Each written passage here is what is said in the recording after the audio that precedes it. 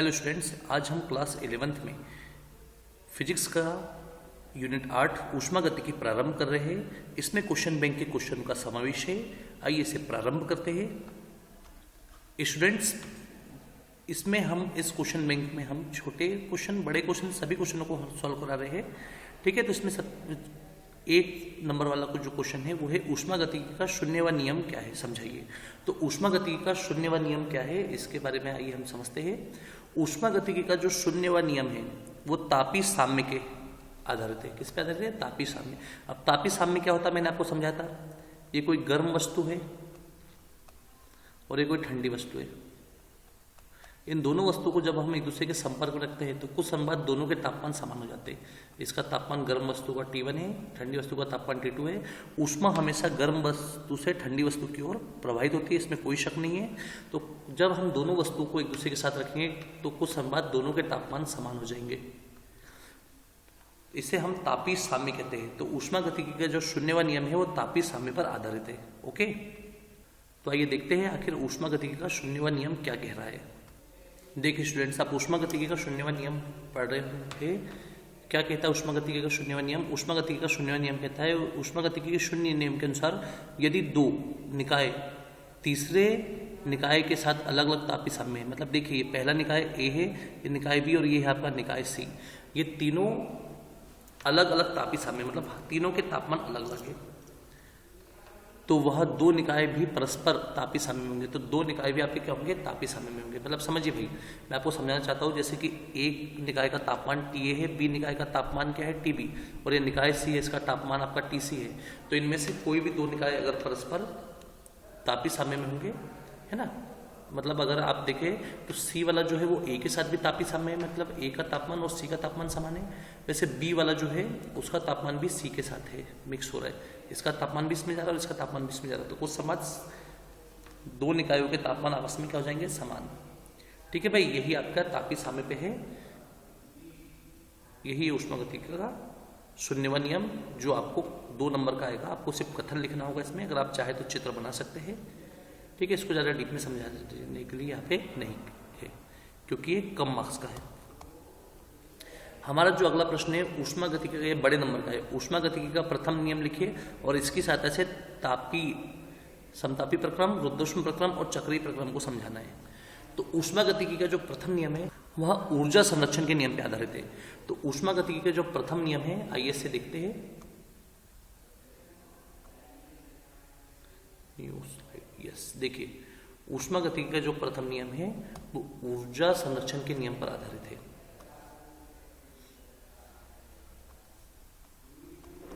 ऊष्मागतिकी का शून्यवा नियम तो आपने पढ़ ही लिए। ऊष्मागतिकी का जो प्रथम नियम है वो ऊर्जा संरक्षण पे है और ऊष्मागतिकी का जो शून्यवा नियम है वो तापी साम्य पे आधारित है। तो ऊष्मागतिकी का प्रथम नियम मैं लिख देता हूं यहाँ पे, प्रथम नियम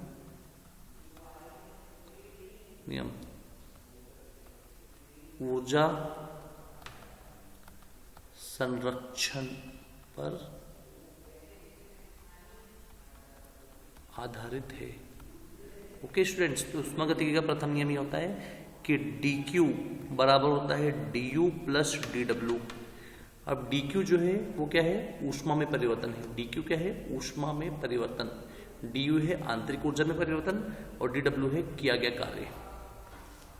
तो इसका जो कथन है बहुत सरल है कि किसी ऊष्मागतिक निकाय में जो ऊष्मा में जो परिवर्तन होता है वो किए गए कार्य और आंतरिक ऊर्जा में परिवर्तन के योग के बराबर होता है।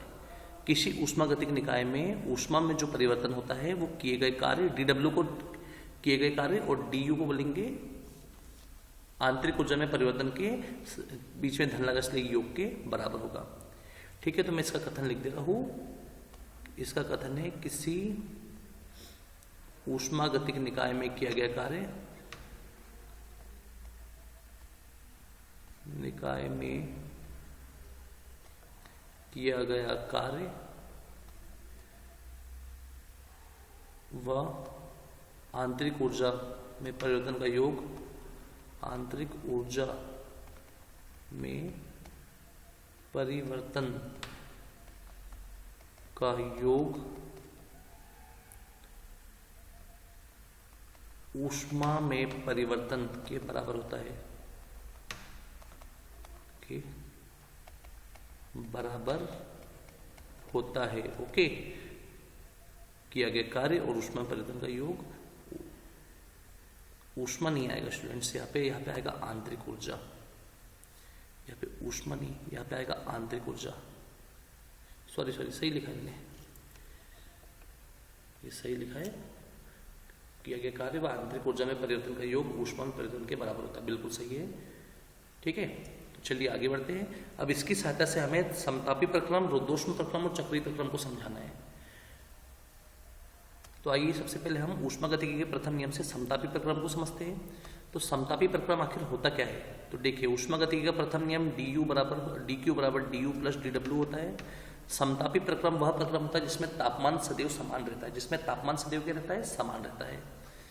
यह लिख देते हैं, चूंकि समतापी प्रक्रम में तापमान समान रहता है, समतापी प्रक्रम में तापमान नियत रहता है। समान रहता है या नियत रहता है? तापमान नियत रहता है, नियत रहता है। जब तापमान नियत रहता है, अतः जो उसकी आंतरिक ऊर्जा होगी वो तो आपकी वो भी नियत होगी, तो आंतरिक ऊर्जा में जो परिवर्तन होगा वो शून्य हो जाएगा। आंतरिक ऊर्जा में परिवर्तन जो होगा वो क्या होगा? आपका शून्य। तो क्या करना पड़ेगा हमें? dQ लेना पड़ेगा, ये du की जगह हमें करना पड़ेगा शून्य और ये हो जाएगा dw। तो dQ बराबर हो जाएगा हमारा dw, मतलब ऊष्मा में जो परिवर्तन होता है वो किए गए कार्य के बराबर होता है। ऊष्मा में परिवर्तन किए गए कार्य के बराबर होता है। ठीक है, तो उसका जो कथन है वो ये है कि ऊष्मा में परिवर्तन किए गए कार्य के बराबर होगा। ऊष्मा में परिवर्तन किए गए कार्य के बराबर होता है। उस प्रक्रम को हम कहते हैं समतापी प्रक्रम, ऊष्मागतिकी के प्रथम नियम के अनुसार। अब ऊष्मागतिकी के नियम के अनुसार आपको रुद्धोष्म प्रक्रम को भी समझाना है, तो आइए रुद्धोष्म प्रक्रम को समझते हैं और चक्रीय प्रक्रम को भी समझते हैं। तो एक तरफ हम ले रहे हैं रुद्धोष्म प्रक्रम और एक तरफ हम ले रहे हैं समतापी प्रक्रम, ध्यान दीजिएगा। तो एक तरफ हमारा आएगा रुद्धोष्म प्रक्रम और एक तरफ आएगा हमारा समतापी प्रक्रम। इसको हम फर्स्ट लॉ ऑफ थर्मोडायनामिक्स, मतलब ऊष्मागतिकी के प्रथम नियम से समझ रहे हैं। तो रुद्धोष्म प्रक्रम और एक तरफ है हमारा चक्रीय प्रक्रम। तो देखिएगा, ऊष्मागतिकी का प्रथम नियम तो लिख ही दीजिए दोनों तरफ, चूंकि ऊष्मागतिकी का प्रथम नियम, और यहाँ पे चूंकि ऊष्मागतिकी का प्रथम नियम यहाँ पे भी से आप जानते हैं dQ बराबर होता है du प्लस dw। यहाँ पर भी देखिए dQ बराबर होगा du प्लस dw। तो ध्यान दीजिए आप सभी, रुद्धोष्म प्रक्रम वह प्रक्रम होता है जिससे ऊष्मा ना बाहर जाए, ना अंदर की ऊष्मा, निकाय से अंदर की ऊष्मा ना बाहर जाए, ना बाहर से ऊष्मा निकाय के अंदर आए। ठीक है, ऐसा प्रक्रम जिसमें अंदर की ऊष्मा ना बाहर जाए, ना बाहर की ऊष्मा अंदर आए, उसे हम कहते हैं रुद्धोष्म प्रक्रम। तो रुद्धोष्म प्रक्रम के लिए आपकी जो आंतरिक ऊष्मा में परिवर्तन होगा वो आपका हो जाएगा शून्य। ऊष्मा में जो परिवर्तन होगा वो होगा शून्य। तो dQ की जगह होगा शून्य, बराबर होगा du प्लस dw। ठीक है भाई, तो dw आपका रहेगा dw इधर आके माइनस dw हो जाएगा। क्या हो जाएगा? Minus dw। तो यहाँ पे हमने ये देखा कि जो, देखिए इसको और अच्छे से लिखेंगे तो क्या होगा? dw यहीं पर रहेगा, ऋण का चिन्ह इधर आ जाएगा du। तो देखिए इसको हम ऐसा लिख सकते क्या कि जिसमें किया गया कार्य, ऐसा प्रक्रम जिसमें किया गया कार्य, देखिए आंतरिक ऊर्जा के सामने ऋण लगा है तो आंतरिक ऊर्जा में कमी लिखते हैं हम। यहाँ पे क्या लिखते हैं? किया गया कार्य आंतरिक ऊर्जा में कमी के बराबर होता है ना। ऐसा प्रक्रम जिसमें किया गया कार्य आंतरिक ऊर्जा में कमी, आपको du के सामने ऋण चिन्ह दिख रहा होगा, के बराबर होता है, उसे हम रुद्धोष्म प्रक्रम कहते हैं। अब हमारा अगला प्रक्रम जो है वो है चक्रीय प्रक्रम। तो चक्रीय प्रक्रम वह प्रक्रम होता है जिसमें आपने पढ़े होंगे केमिस्ट्री में भी, चक्रीय प्रक्रम वह प्रक्रम होता है जिसमें पदार्थ विभिन्न अवस्थाओं से गुजरने के बाद अपनी प्रारंभिक अवस्था में वापस आ जाए। ऐसा प्रक्रम जिसमें पदार्थ विभिन्न अवस्थाओं से गुजरने के बाद अपने प्रारंभिक अवस्था में वापस आता है, उसे हम कहते हैं चक्रीय प्रक्रम। जैसे पानी से बर्फ जम जाएगी, फिर बर्फ से वापस पानी बन जाएगा। पानी को उबालेंगे तो भाप बन जाएगी, भाप वापस पानी में बन जाएगा। तो ये आपका चक्रीय प्रक्रम कहलाता है भाई, है ना। तो चक्रीय प्रक्रम वह प्रक्रम होता है जिसमें विभिन्न अवस्थाओं से गुजरने के बाद पदार्थ अपनी प्रारंभिक अवस्था इनिशियल स्टेट में लौट आए। तो देखिए इसके लिए चक्रीय प्रक्रम के लिए क्या करना होगा, जो आंतरिक ऊर्जा होगी उसको नियत मानना पड़ेगा। आंतरिक ऊर्जा क्या मानना पड़ेगा भाई, नियत। तो dq बराबर होगा du 0 प्लस dw। तो यहां पर भी देख रहे होंगे आप कि dq बराबर कितना होगा, dw। किया गया कार्य ऊष्मा में परिवर्तन के बराबर होता है। क्या होता है, ऐसा प्रक्रम जिसमें किया गया कार्य ऊष्मा में परिवर्तन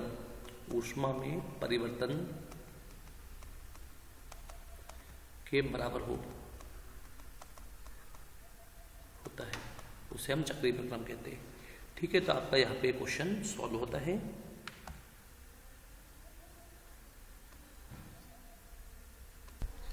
हमारा अगला प्रश्न है चक्रीय प्रक्रम क्या है, दाब और आयतन के मध्य ग्राफ खींचिए चक्रीय प्रक्रम के लिए। तो चक्रीय प्रक्रम क्या है, सबको पता है, जब कोई निकाय विभिन्न अवस्थाओं से गुजरता हुआ अपनी प्रारंभिक अवस्था में आ जाए तो इसे हम कहते हैं चक्रीय प्रक्रम।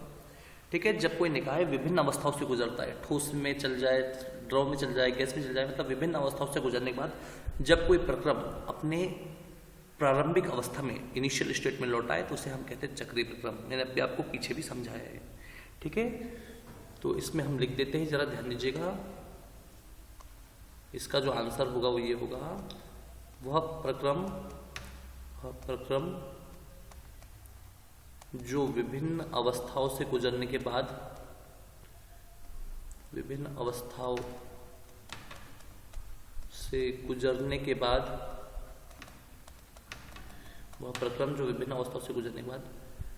अपनी प्रारंभिक अवस्था को प्राप्त करे, चक्रीय प्रक्रम कहलाता है। चक्रीय प्रक्रम कहलाता है। ओके, अब इसके लिए जो इसका उदाहरण दे देना आप लोग, उदाहरण लिख लेना आप लोग अच्छे से कि पानी से बर्फ बन जाती है, फिर बर्फ वापस पिघल के पानी बन जाता है। और इसका उदाहरण आप वो भी दे सकते हैं जैसे कि भाप। जब पानी को हम उबालते हैं तो भाप बन जाता है और भाप वापस फिर पानी में लौट आती है। ठीक है भाई, ये चीज आप देखिएगा ध्यान से। और इसका जो रहा ग्राफ, उसका ग्राफ ऐसा होगा, दाब और आयतन के बीच जो ग्राफ रहेगा चक्रीय प्रक्रम का, वो आपका ऐसा चक्र के रूप में आ जाएगा। ठीक है, यहां से जाएगा और यहां लौट के आएगा। तो आपका यहाँ पे चक्रीय प्रक्रम यहाँ पे समाप्त होता है। ठीक है, अगला समीकरण आप देख रहे होंगे, अगला क्वेश्चन है मेयर का समीकरण प्राप्त कीजिए। Cp minus Cv equals to R। C के फुट में P, सी के फुट में V बराबर R। सी के फुट में P जो है इसको हम कहते हैं, जरा ध्यान दीजिए, माना, देखिए भाई, Q इक्वल्स टू, Q को आप ऊष्मा मान लीजिए, Q को क्या मान लीजिए, ऊष्मा। U जो है, U है आंतरिक ऊर्जा, U है आंतरिक ऊर्जा, और W है कार्य, किया गया कार्य। Cp जो होता है वो क्या है, विशिष्ट ऊष्मा कहलाती है। क्या कहलाती है, विशिष्ट ऊष्मा।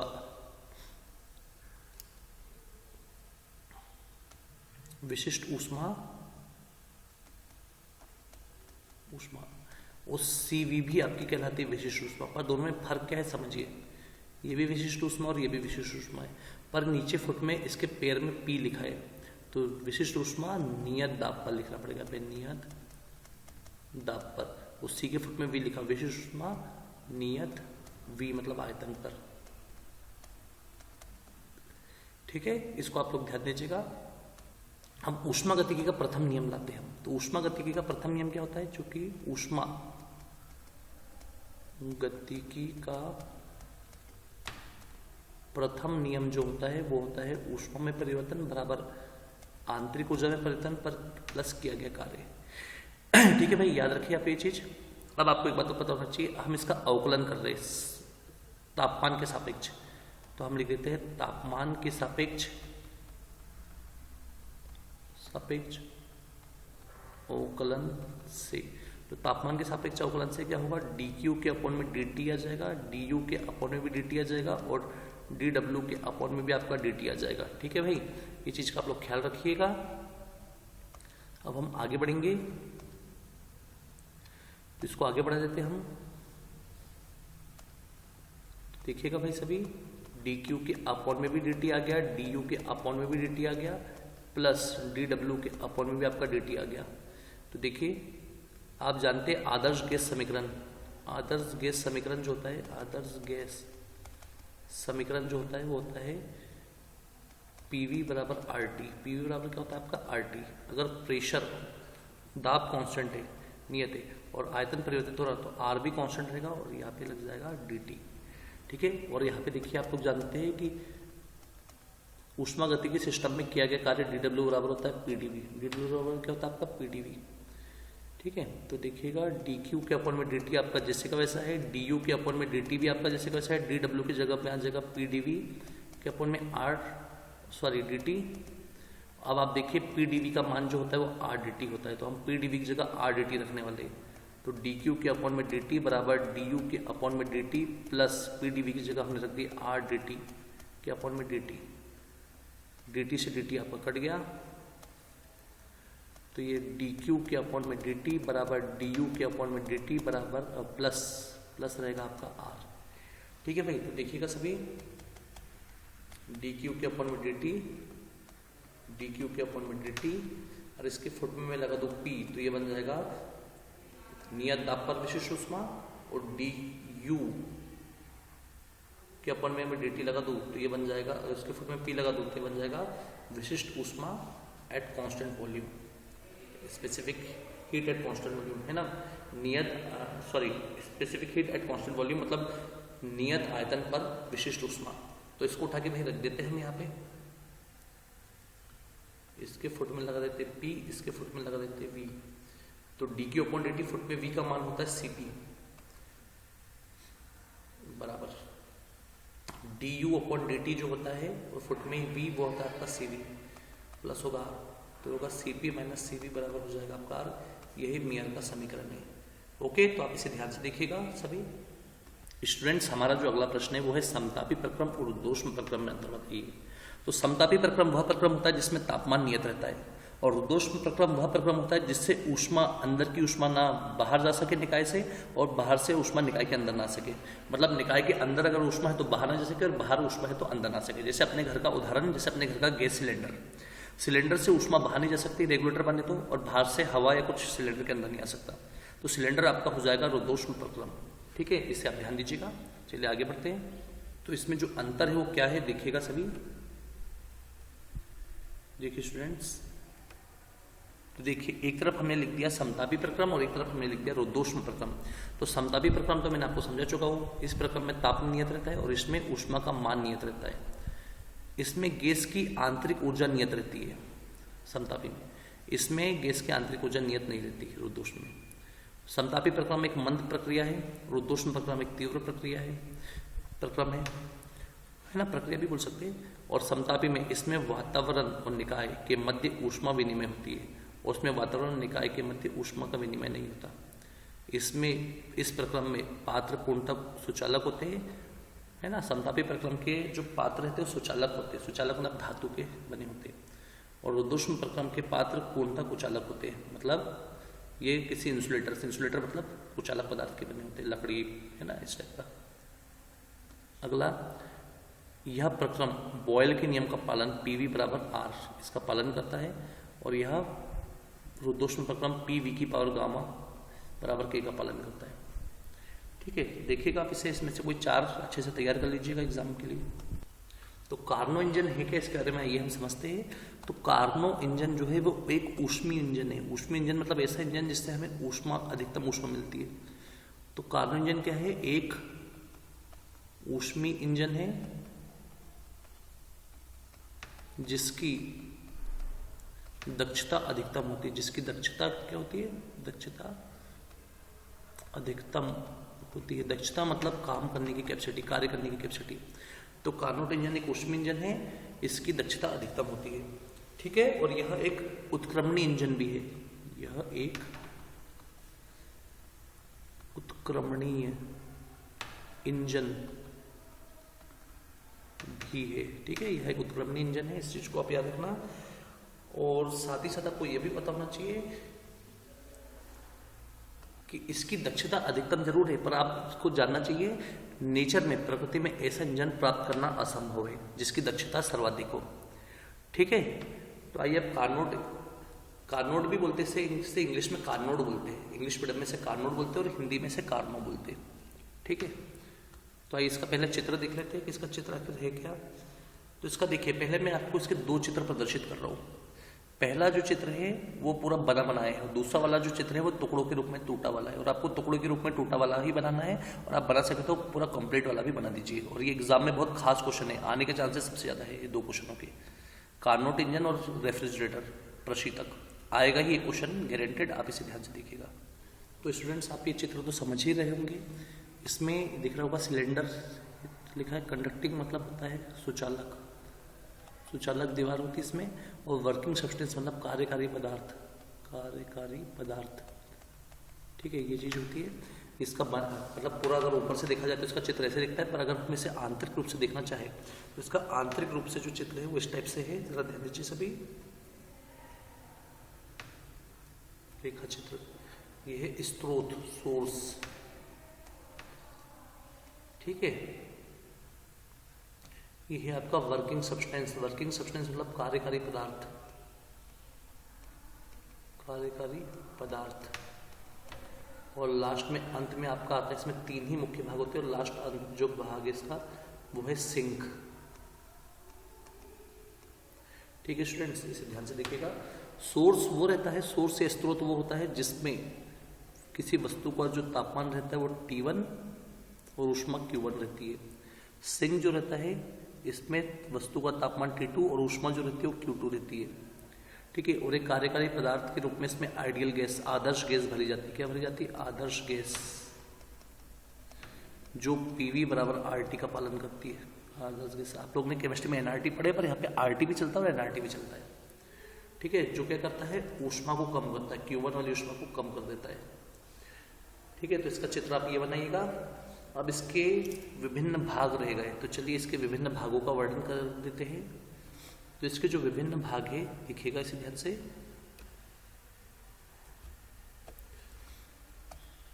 तो कार्नोट इंजन के विभिन्न भाग, तो विभिन्न भाग में सबसे पहले नंबर पे हमें लिखना पड़ेगा स्रोत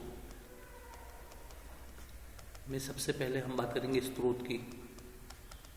स्रोत प्रथम मुख्य भाग है। क्या है? स्रोत प्रथम मुख्य भाग है, मुख्य भाग है। इसका तापमान, इसका तापमान T1 अधिकतम होता है व ऊष्मा Q1 ये भी अधिकतम होता है। ठीक है, दूसरा जो भाग है वो है कार्यकारी पदार्थ, कार्यकारी पदार्थ के रूप में इसमें आदर्श गैस भरी जाती है। क्या भरी जाती है? आदर्श गैस भरी जाती है, जो PV बराबर RT का पालन करे। ठीक है, इसे लिखना आप लोग कि इसमें कार्यकारी पदार्थ के रूप में आदर्श गैस भरी जाती है, जिसमें जो PV बराबर RT का पालन करती है। तीसरा जो भाग है, इसका जो भाग है वो है सिंक। तो सिंक जो होता है, सिंक वो अंतिम भाग है, अंतिम मुख्य भाग है, जिस पर तापमान T1 जो रहता है वो तापमान T1 जो रहता है वो न्यूनतम हो जाता है, वह ऊष्मा Q2 होता है जो भी न्यूनतम हो जाती है। ठीक है भाई, ये चीज आपको बनना चाहिए, देखिएगा इसे आप लोग ध्यान से। अब रहा बात इसका सूत्र, दक्षता गुणांक, कोफिशिएंट ऑफ एफिशिएंसी, मतलब दक्षता गुणांक का हमें जो सूत्र बताना है। चलिए देखते हैं दक्षता गुणांक इसका होता क्या है। तो कार्नोट इंजन की दक्षता देखिए आप लोग, कार्नोट इंजन की दक्षता जो रहती है, दक्षता इसको ईटा से दर्शाते हैं, दक्षता गुणांक भी कहते हैं, इसे ईटा से दर्शाते हैं। तो ईटा बराबर होता है किया गया कार्य बटे स्रोत की ऊष्मा, स्रोत की ऊष्मा। ओके, तो ईटा बराबर किया गया कार्य W, स्रोत की ऊष्मा होती Q1। अब W तो आपने देख ही चुके होंगे चित्र में देखिए W बराबर क्या होता है, Q1 माइनस Q2 होता है। W बराबर क्या होता है आपका, Q1 माइनस Q2 होता है। तो उसी चीज को ध्यान में रखते हुए हम आगे बढ़ते हैं। तो ईटा आपका रहेगा डब्ल्यू की जगह होगा Q1 माइनस Q2 के अपन में होगा Q1, Q1 के अपन में भी Q1 कर दीजिए, माइनस Q2 के अपन में भी Q1 कर दीजिए। Q1 से Q1 कटेगा बराबर 1 माइनस Q2 अपन Q1, तो ईटा बराबर हो जाएगा 1 माइनस Q2 अपन Q1। ये आपको बनना चाहिए। साथ ही आपको ये भी पता होना चाहिए कि Q directly proportional to T होता है, Q समानुपाती T होता है, ऊष्मा समानुपाती तापमान होता है, तो Q बराबर KT होगा। तो उस नाते ईटा बराबर 1 रहेगा। Q2 की जगह KT तो रहेगा, Q1 की जगह भी KT रहेगा। Q2 के लिए T2 और Q1 के लिए T1 होगा, ये कट जाएगा, तो ईटा बराबर हो जाएगा 1 माइनस T2 अपॉन T1। ये आपकी कार्नोट इंजन की, या कार्नो इंजन भी बोलते हैं इसको, इसकी दक्षता का सूत्र है। इंग्लिश में से कार्नोट बोलते हैं, ठीक है। अब अगला हमारा जो प्रश्न है वो है प्रशीतक क्या है, इसका निष्पादन गुणांक का सूत्र लिखिए। तो प्रशीतक क्या होता है? प्रशीतक वह उपकरण होता है जो ऊष्मा को निम्न ताप पर की वस्तु से उच्च ताप की वस्तु तक स्थानांतरित करता है। प्रशीतक वह उपकरण है जो ऊष्मा को निम्न ताप वाली वस्तु से उच्च ताप वाली वस्तु के बीच स्थानांतरित करता है, ठीक है। तो आप लिख लीजिएगा इसे, मैं बोल देता हूँ धीरे धीरे कि प्रशीतक वह युक्ति या डिवाइस है, युक्ति है जो ऊष्मा को निम्न ताप वाली वस्तु से उच्च ताप वाली वस्तु की ओर स्थानांतरित करती है, ठीक है। इसको अपन इंग्लिश में रेफ्रिजरेटर बोलते हैं, घर का फ्रिज, ठीक है। ये चीज आपको बनना चाहिए। तो इसके लिए कुछ करने की जरूरत ही नहीं है, इसका आप लिख लीजिएगा। इसका जो चित्र है वो देखिए ध्यान से, ये स्रोत, इसका ऊष्मा Q1 है और तापमान T1 है। यह है कार्यकारी पदार्थ, कार्यकारी पदार्थ, और यह है सिंक, ठीक है स्टूडेंट्स, आपको बनना चाहिए। अब इसमें क्या है स्टूडेंट, देखिए कार्नोट इंजन में तीर जो है नीचे आ रहा था, इसमें तीर ऊपर जाएगा, क्योंकि आप जानते हो ऊष्मा, कार्नोट इंजन एक ऊष्मी इंजन था जो ऊष्मा दे रहा था, गर्म ऊष्मा, ठीक है, इसलिए वो नीचे आ रहा था। पर जो फ्रिज है, फ्रिज में आप लोग का उद्देश्य क्या रहता है? किसी भी चीज़ को ठंडा करना रहता है कि नहीं, इसलिए इसके तीर पूरे बदल जाएंगे, ऊपर की तरफ जाएंगे। हाँ, और इसमें याद रखना स्टूडेंट्स, आप लोग कार्यकारी पदार्थ के रूप में इसमें लिक्विड अमोनिया या फ्रीऑन गैस भरते हैं। क्या भरते हैं? फ्रीऑन गैस, फ्रीऑन गैस भरते, ठीक है। तो स्टूडेंट्स आपका ध्यान अभी होना चाहिए। इसके तीन जो पार्ट है, तीन जो भाग है, वो तीनों भाग वही के वही रहेंगे सेम, बस इसमें थोड़ा सा फर्क आएगा, मैं उसको सुधरा दे रहा हूँ, देखिएगा आप लोग। तो इसमें क्या चेंज आएगा, देखिए विभिन्न भाग में स्रोत रहेगा, इसमें कोई वो नहीं है। बस इसमें आपको एक चीज सुधारना पड़ेगा कि इसमें आदर्श जो पूरा सब सोर्स, स्रोत और सिंक, सोर्स मतलब स्रोत और सिंक ये दोनों सेम ही लिखा जाएगा। बस इसमें कार्यकारी पदार्थ के रूप में लिखना पड़ेगा, इसमें द्रव अमोनिया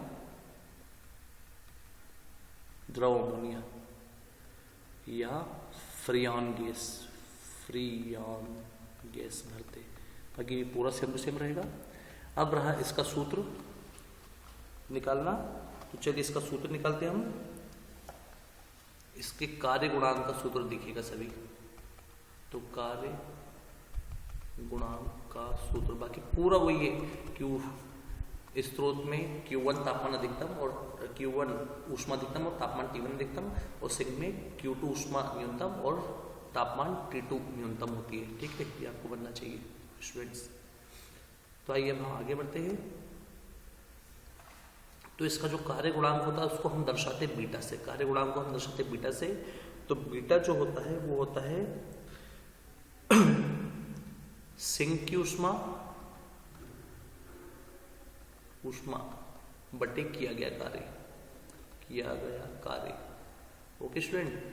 तो सिंक की जो ऊष्मा होती है वो होती है Q2 और किया गया कार्य आपका होता है Q1 माइनस Q2, ओके, इसे आप ध्यान दीजिएगा।